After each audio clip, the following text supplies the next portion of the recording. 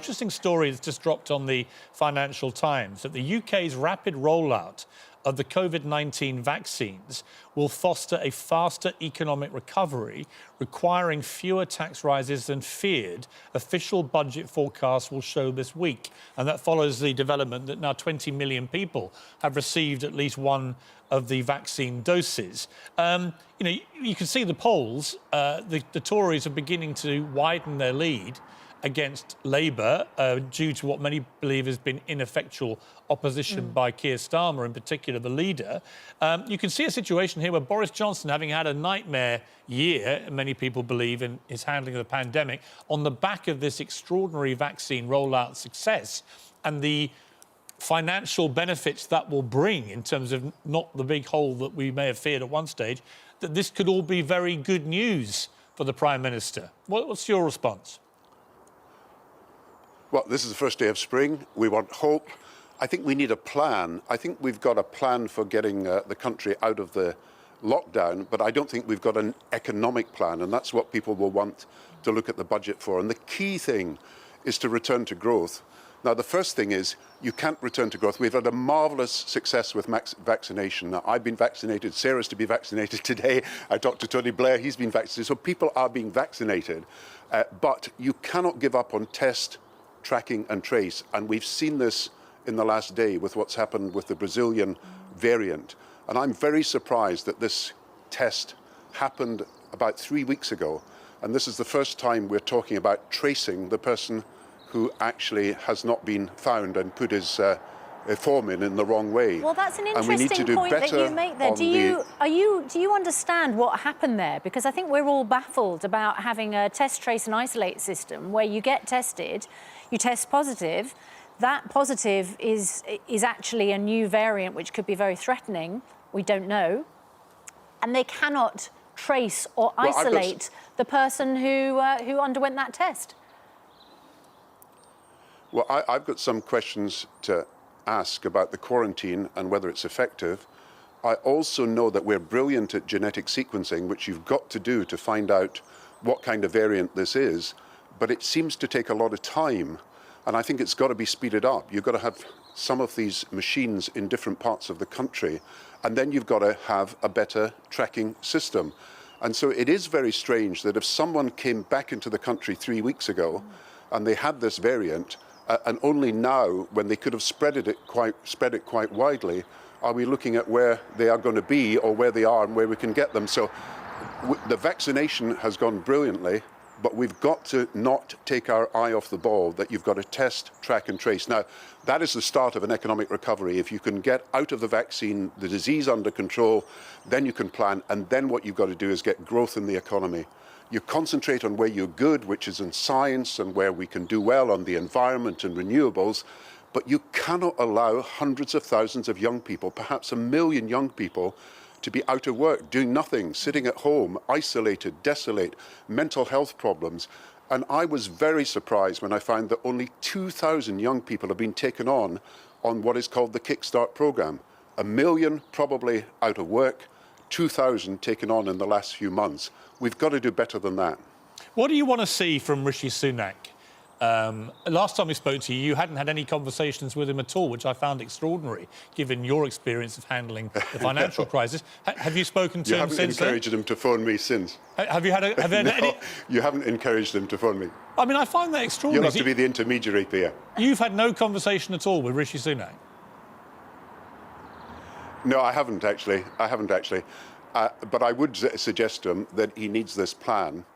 And you have got to get Kickstart and Restart, because, look, we've got last summer's school leavers, next summer's school leavers coming, last summer's graduates, coming summer's graduates, a pile-up of young people, 4.5 million on furlough, perhaps 1 million of these may not be kept on in their current job, and you've got to move very quickly. We've seen this problem coming for a year, and we have not done enough about it. So get back to growth, concentrate on getting people into jobs, and then, of course, you can deal with some of the other problems that will arise as you plan your recovery. Could you see, Gordon, a situation where if this 4-part roadmap ending on June the 21st is successful and we basically get our freedom back from June the 22nd onwards. And it's a big if, because we don't know what's going to happen with other variations and so on. But if we do get to that position, could you see a situation where, although there have been millions of people very badly affected by this, there have also been millions of people, possibly tens of millions of people, who've been sitting at home, not spending much money, desperate to get out and spend it in the high street, holidays, and so on and so on. Could we see a kind of, turbocharged rebound of the economy if we're able to hit this roadmap dates?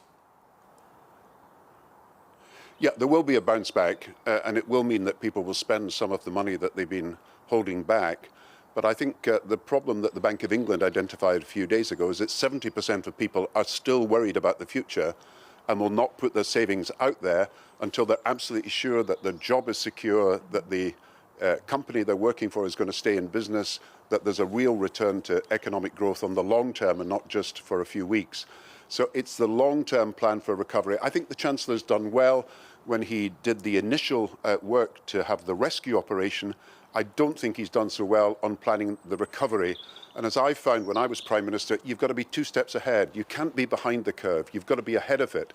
And we should be planning on how the new jobs are going to be created in the future. And I come back to the long-term unemployed, because if we allow a generation of people to be unemployed for a year or 18 months, which is what is happening, then you never get people back to work in the way that you want. And you have all the social problems that arise from that. We've really got to do better in planning this future so that every person... You've talked a lot about 2 young people today, Meghan and Harry. Ooh. I'm talking about 1 million young people who need the help that we haven't yet given them. Do you have a view on Meghan and Harry? Now you've mentioned them, do you think they've had it tougher than the rest of us? Of course, I think even they would admit that that's not the case. I think we've got to think about a whole country coming together again. And we've got to think, if we exclude so many young people from the possibility of getting jobs in the near term, then we are destroying the unity, the harmony of the country. We've really got to work. I've talked to chambers of commerce. I've heard from different organisations, because I'm interested in what's happening to young people and to the future. And people are worried that there's just not enough momentum, not enough drive, not enough advertising, not enough employers encouraged to take people on. There's a great willingness to do things, but the government really has got to get its act together in a far quicker way than it's done. You mentioned, Gordon Brown, that you haven't spoken to Rishi Sunak. Have you spoken to Keir Starmer? Because you mentioned momentum and drive, and those are 2 things that a lot of people feel that the current Labour leader lack. Have you had a conversation with him? Yeah, I've talked to Keir. You'll find him humorous, very passionate about what he's doing, someone who's got a vision for the future, and perhaps what he's done in the first year, and it's completely understandable. He has concentrated on showing that he would be a competent leader of this country, that he would get things right, he would take things seriously, he would make the right judgments, he would take every issue on its merits and look at it very carefully. And I think perhaps he's paying a price because he has been so successful in showing that he's competent that people will say, well, where's the next thing? Where's the vision? And I think he'll show that in the next few months. I think he's got to take the gloves off and be a proper leader of the opposition, I'm afraid. I think too often he's looked like he disagrees with the government but then always votes with them. And I think in a pandemic, you've got to be a little bit bolder than that. And I think the problem is he doesn't seem to be inspiring people. The polls are going the wrong way for him, which, when you think of the year that Boris Johnson's had, the idea that the Tories would now be extending their lead over Labour, I find quite staggering. But I'm afraid you've got to put the buck stopping it with Keir Starmer, haven't you? Yeah, but I think, Piers, there's so much water gone under the bridge and so much still to go under the bridge. I think you'll judge what Keir and others are doing at the end of this crisis and then what they're saying about the future. It's really difficult being the leader of the opposition because you want the country to be united. You want the country to work together. You want to support the government in what is a national crisis, but you've got a duty to point out where they're wrong. So Keir is trying to balance that, but he's shown he's competent. I think he's got that vision for the future. Look, I think we'll find, 10 years of underfunding of the health service have caused some of the problems we've got. We need a 10-year plan for the health service. Keir's the guy to do that. There's too much, Dominic Cummings stuff, one law for the top people and one law for the rest. And I think people feel strongly about that and are fed up with that. And I think Keir can show that greater fairness and inclusivity is part of what he can do. So I think on the big themes, he will come through over the next few months. OK. Well, we'll see if you're right. Gordon Brown, always good to talk to you. Thank you very much. And wish Sarah all the best with her vaccination today.